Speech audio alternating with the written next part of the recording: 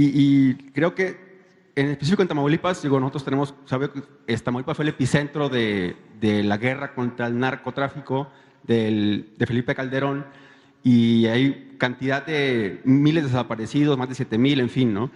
Y es bueno porque yo creo que es bueno que lo podamos dialogar, porque sí hay una sensación de abandono, y es bueno que aparte de estas organizaciones se dirija también a las buscadoras que no están organizadas. O sea, en Tamaulipas muy pocos están dentro de estas organizaciones más grandes que están en la Ciudad de México, y es gente que se siente de pronto abandonada, ¿no? Imagínense que hay muchos que dicen, y no es como en agravio de nadie, pero hay muchos que dicen que no es grilla, no es grilla, no es grilla, pero hay muchos dirían que en mi creen pueblo. que está mejor el trabajo que hizo Cabeza de Vaca en búsqueda de personas que ahora.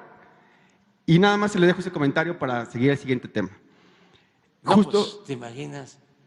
O sea, el doctor Américo, o sea, que es un hombre íntegro, ¿cómo se va a comparar con el gobernador anterior? O sea, se pasan.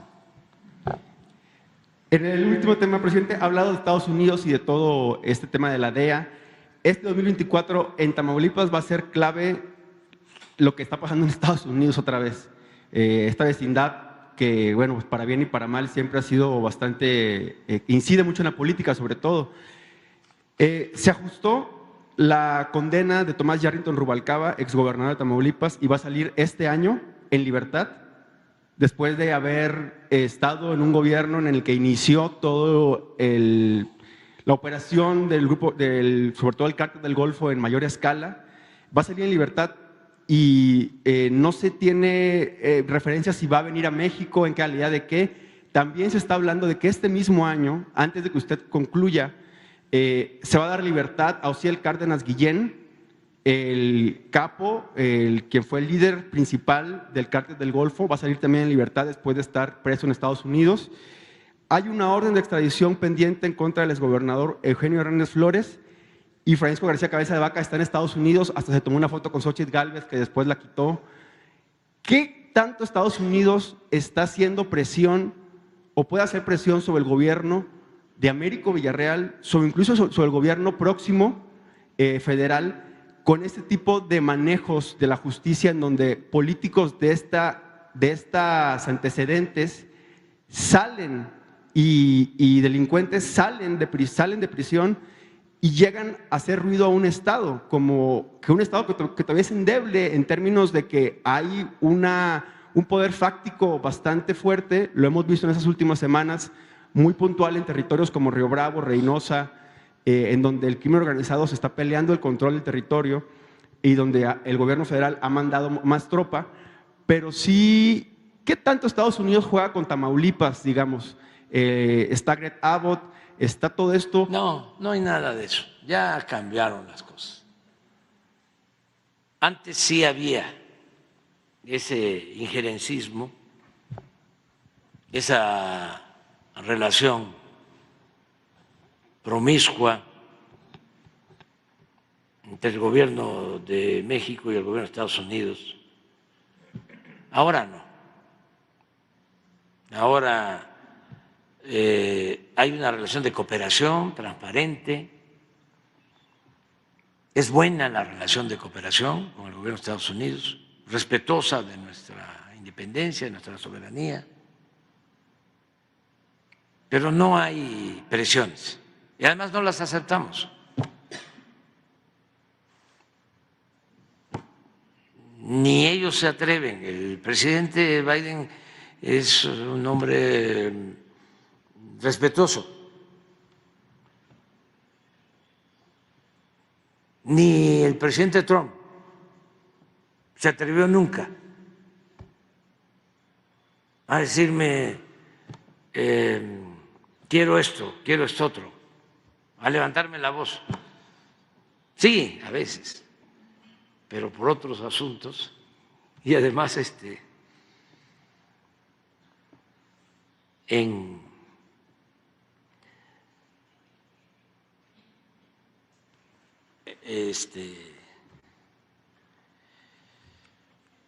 términos de amistad. Una vez me habló y era cuando querían que bajáramos, creo que 400,000 barriles diarios de petróleo. Estaba la crisis del petróleo. Y no se equivocó porque me dijo, si no bajamos las cuotas de producción de petróleo, el petróleo va a costar cero. Nada. Y tenemos que ponernos de acuerdo todos. Y ya había un acuerdo con Rusia y con los árabes, pero a nosotros nos están queriendo reducir, creo que 400,000 barriles, 300,000 barriles. Y estábamos nosotros empezando a rescatar la actividad petrolera, porque fueron 14 años de caída consecutivos en la producción de petróleo. Entonces, 300,000 barriles nos dejaba sin materia prima para nuestro consumo interno. Entonces no podíamos aceptar eso. Y entonces me habló, porque México no aceptó el acuerdo. Fue el único país que lo aceptó en la OPEP. Entonces él me habla y me empieza a decir, México, México, México. Pues eso es lo único que entendía, porque yo no hablo inglés. Y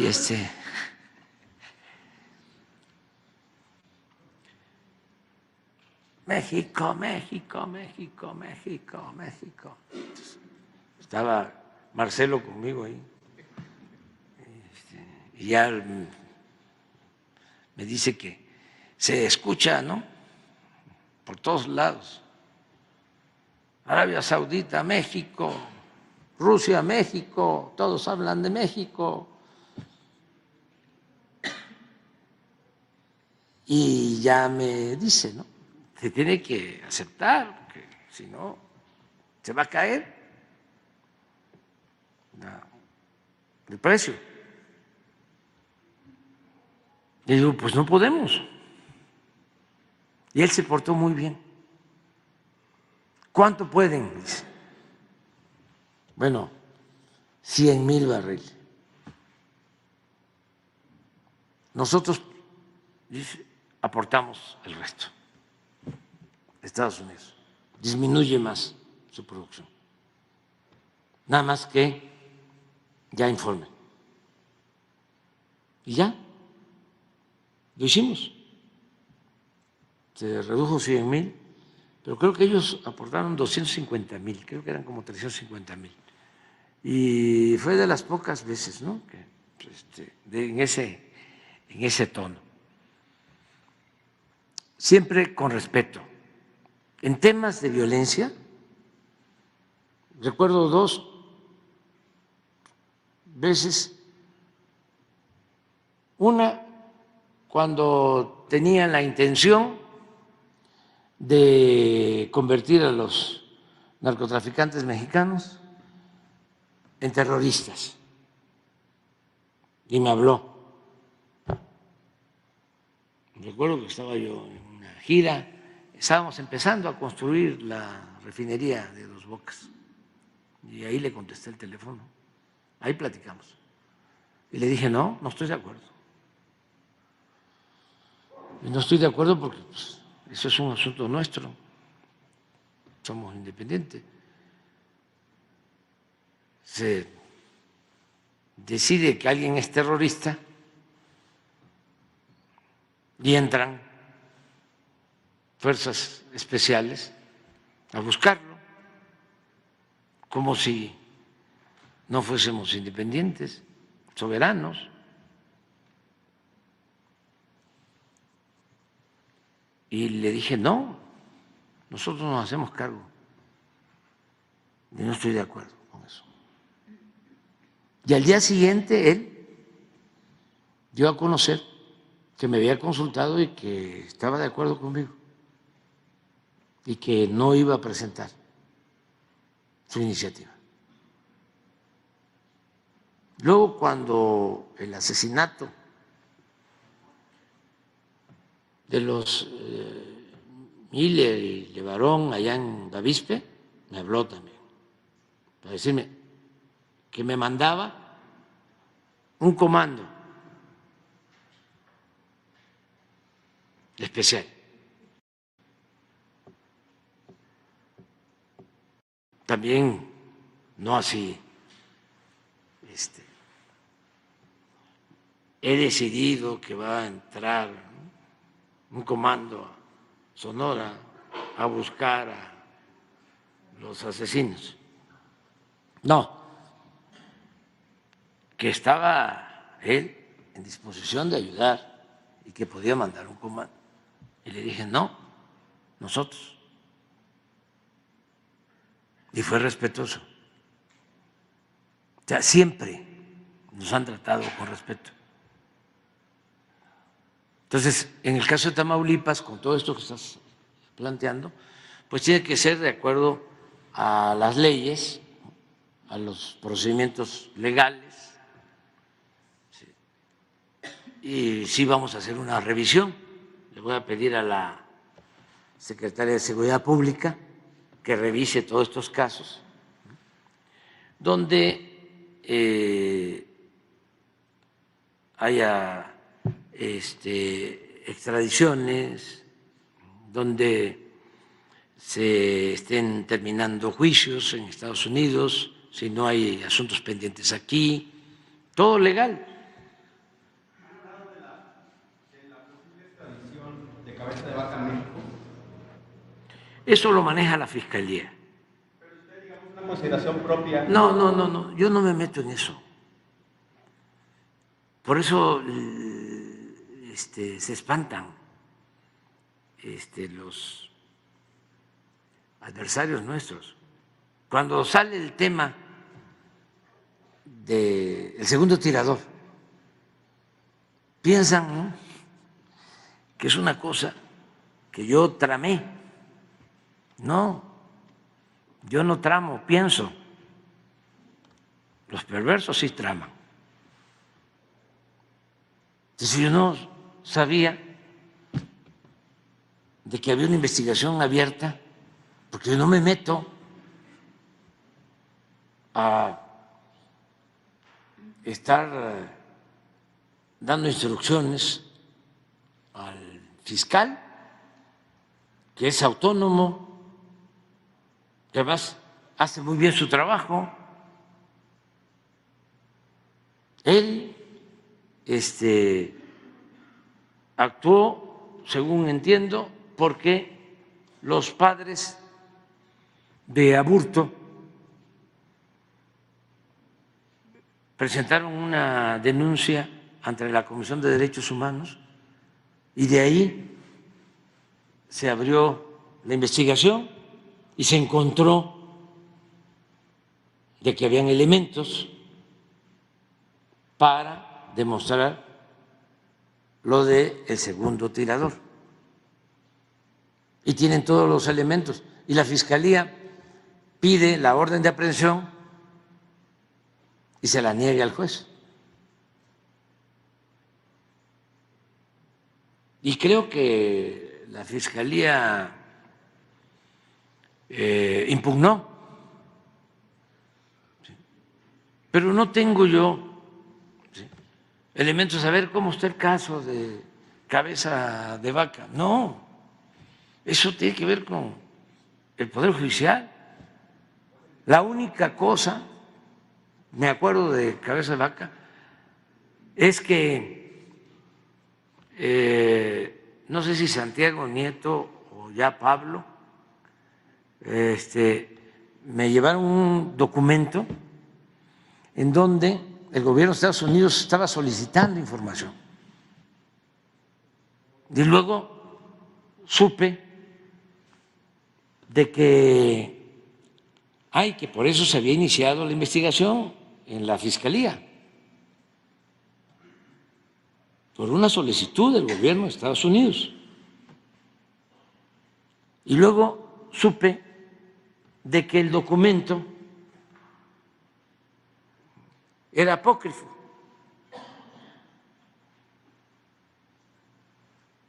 ¿Cómo? Pero no volví a saber más. Me llamó mucho la atención porque si era apócrifo, pues ese es el elemento, la prueba para la defensa, ¿no? Me están persiguiendo injustamente al grado de que presentan este documento apócrifo. Pero no he vuelto a saber de eso, como tampoco he vuelto a saber de cómo va la investigación, porque la verdad sí tengo mucho trabajo y me ocupo de lo que por ley me corresponde. Y no es mi fuerte la venganza. Claro, es una mentalidad perversa, imagínense, si me van a creer de que yo pues nada más ando pensando cómo enfrentar a los adversarios. En sentido estricto, ellos mismos nos ayudan. O sea, parecen promotores de la transformación, que hasta los voy a premiar.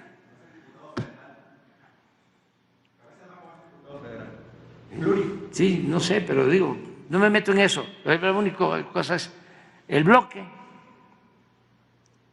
conservador. Está, como decía el presidente Juárez,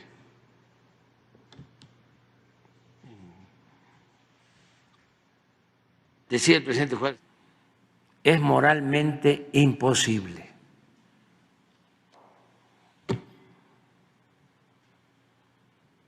Y es muy profunda esa frase.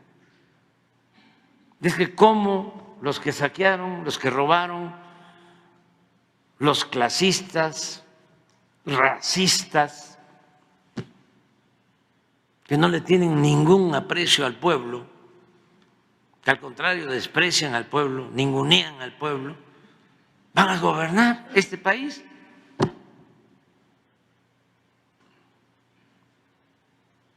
Qué gran país, con un pueblo excepcional, honesto. La principal riqueza de México es la honestidad de su pueblo. Ellos no lo piensan así. Llegó una máxima autoridad, no voy a cansar de repetirlo, porque si una autoridad del más alto nivel piensa eso, imagínense cómo piensa el resto de la llamada clase política o sociedad política.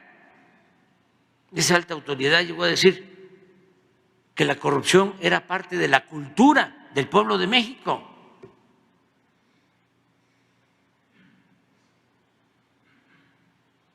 Cuando nuestro pueblo es un pueblo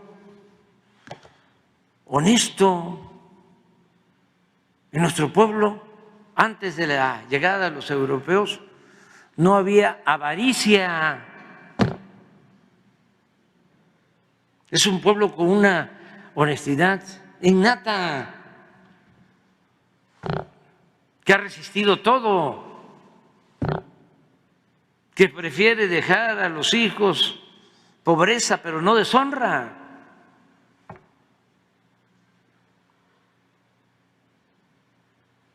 Pero eso ellos no lo aceptan, y lo que Natura no da, Salamanca no otorga. Pueden irse a estudiar a las escuelas más famosas del extranjero y vienen y a lo mejor en unos meses se portan, ¿no?, distintos, pero luego involucionan y vuelven a quedar igual.